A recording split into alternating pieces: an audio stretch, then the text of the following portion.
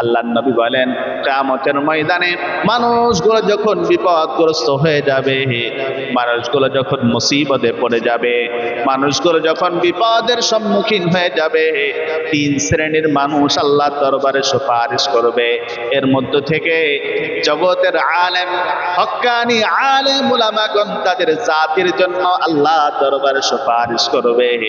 আল্লাহর নবী বলেন এক একজন আলেম বড় বড় এক একটা জামাতকে সাথে করে আল্লাহর জান্নাতের মধ্যে প্রবিষ্ট হয়ে যাবে। এক একজন আলেম বড় বড় এক একটা জামাতকে সাথে করে জান্নাতে ঢুকে যাবে।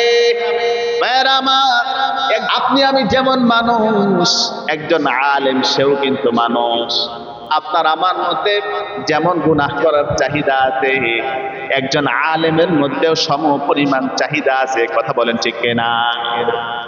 আপনার মধ্যে যেরকম যতটুকু চাহিদা আছে, একজন আলেম সেও কিন্তু রক্ত মাংসে মানুষ। ঠিক কিনা বলেন?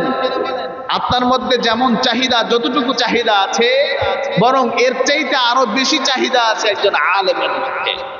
তো আপনারও মধ্যেও মন আছে, আলেমের মধ্যেও মন আছে। পার্থক্য হলো আপনি গুনাহ থেকে বেঁচে থাকবার প্রচেষ্টা করেন না, আর একজন আলেম আল্লাহ রাব্বুল আলামিন তাকে আলেম বানিয়েছেন, শরীরের মধ্যে নবীওয়ালা পোশাক পরেছে, সে আল্লাহকে ভয় করেন, গুনাহ থেকে বেঁচে থাকবার জন্য প্রচেষ্টা করেন, নফসের সাথে মুজাহাদা করেন, আর আপনি করেন না। এতটুকুই পার্থক্য।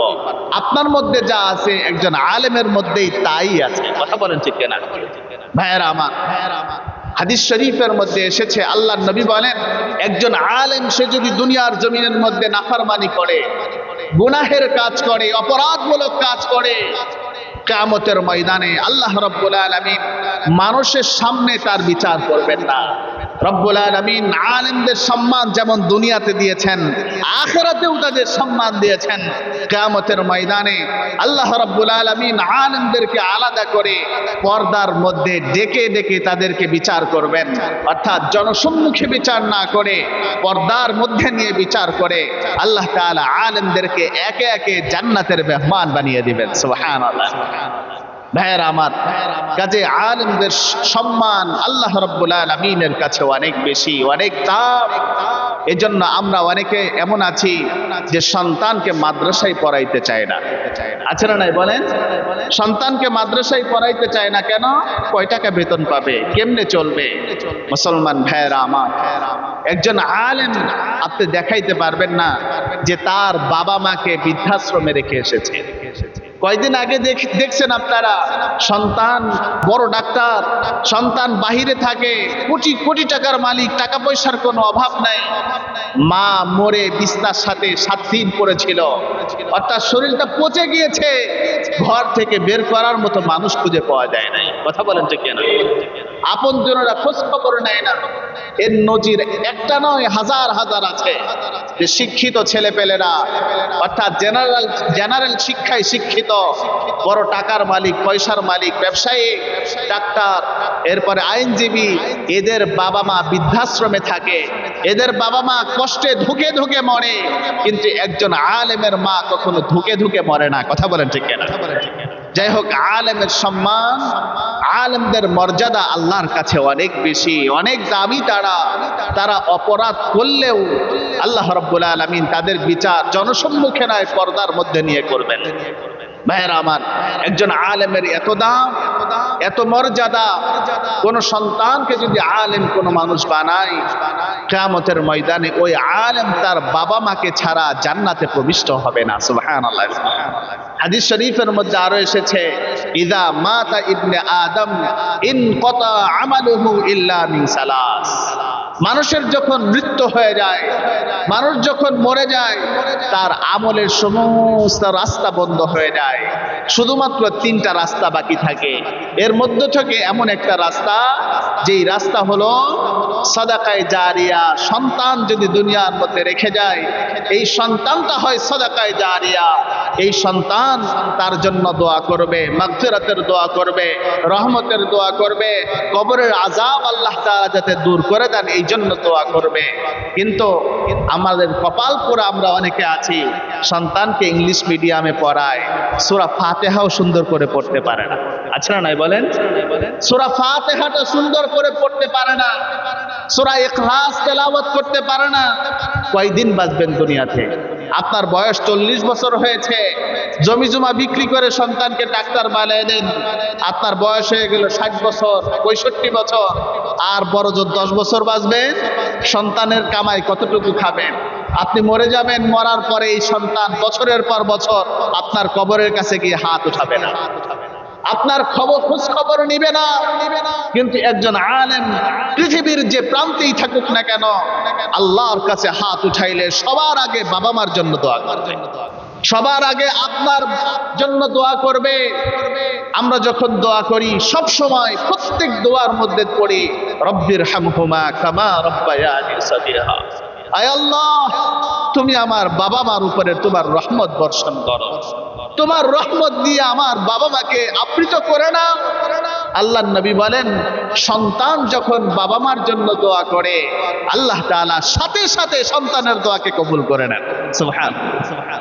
কাজেই সন্তানকে ডাক্তার বানাইলেন, বিসিএস ক্যাডার বানাইলেন, টাকা পয়সা ভালোই কামাইলো, ঠিক আছে, কিন্তু কয়দিন খাবেন তার কামাই? সন্তান যদি বিয়ে করে, বউটা যদি ভালো না হয়, কামাই তো দূরের কথা, বৃদ্ধাশ্রম ছাড়া কোনো গতি হবে না। যাই হোক, বলছিলাম আজকে সমাজের মানুষেরা সন্তানকে আলেম বানাইতে চায় না।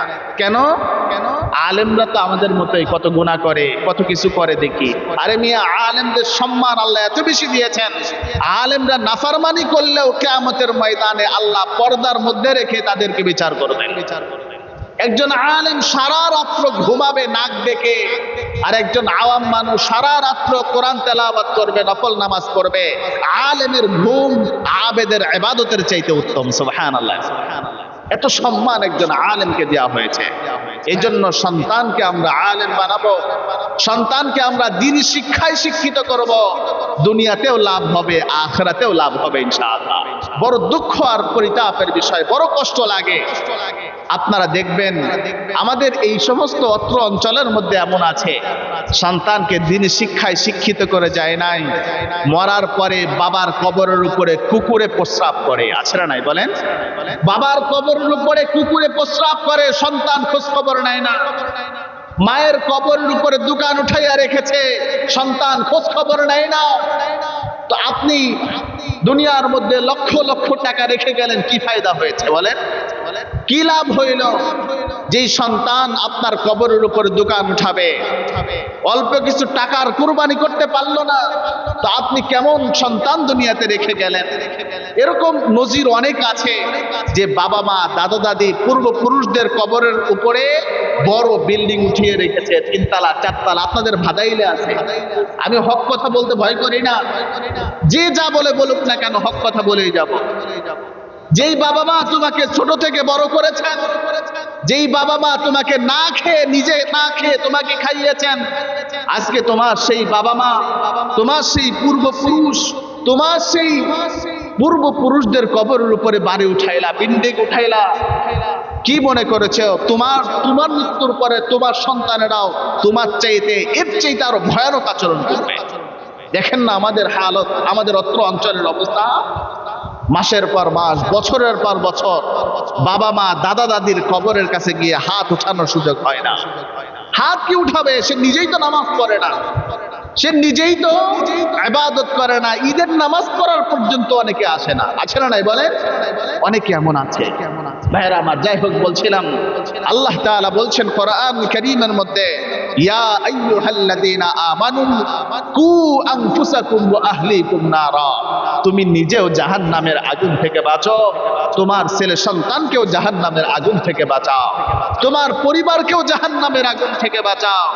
আজকে আমার সন্তানদেরকে দুনিয়ার টাকা পয়সার মালিক বানাইতে চায়, জাহান্নামের আগুন থেকে বাঁচাইতে চায় না।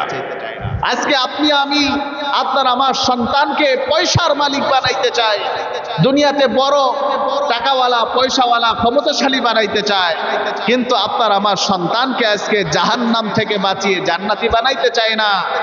এই জন্যই তো আপনার আমার মৃত্যুর পরে ওই সন্তান হাত তুলে দোয়া করার সক্ষমতা তাদের কাছে থাকে না। ভাইরা আমার, যাই হোক, সন্তানকে জেনারেল শিক্ষায় শিক্ষিত করতেছেন, নিষেধ নাই, কিন্তু অবশ্যই তাকে কোরআনের শিক্ষায় শিক্ষিত করতে হবে। অবশ্যই তাকে দ্বীনি শিক্ষায় শিক্ষিত করতে হবে। অন্তত আপনার মৃত্যুর পরে যেন আপনার কবরের পাশে দাঁড়িয়ে দোয়া করতে পারে। আরে দোয়া করারও যোগ্যতা লাগে। সবাই দোয়া করতে পারে না, আল্লাহর কাছে চাইতে পারে না। দোয়া করতেও বড় যোগ্যতার প্রয়োজন। এই জন্য সন্তানকে যদি দ্বীনি শিক্ষায় শিক্ষিত না করেন, আপনার দুনিয়ার জীবন, আপনার দুনিয়ার কপালও পড়বে, আখিরাতের কপালও পড়বে, কোনো সন্দেহ নাই। তার কারণ আল্লাহ আপনাকে সন্তান দিয়েছেন, আল্লাহ আপনাকে একটা পরিবারের অভিভাবক বানিয়েছেন। আপনার পরিবার সম্পর্কে, আপনার ছেলে সন্তান, বিবি বাল বাচ্চা সম্পর্কে অবশ্যই আপনাকে জিজ্ঞাসিত হতে হবে। ভাইয়েরা আমার, যাই হোক, আপনি আমি অবশ্যই আপনার আমার সন্তানদেরকে ইলমে দ্বীন শিক্ষা দেব। দ্বীনি শিক্ষায় অবশ্যই তাদেরকে শিক্ষিত করব। জেনারেল শিক্ষা দেন, ভালো কথা, কিন্তু তার প্রাথমিক শিক্ষাটা হবে অবশ্যই কোরআনের শিক্ষা, ইসলামী শিক্ষা। তার প্রাথমিক শিক্ষাটা হতেই হবে। তার কারণ এটা শিক্ষা না দিলে কিয়ামতের ময়দানে আল্লাহ তাআলার দরবারে আপনাকে জবাবদিহি করতে হবে।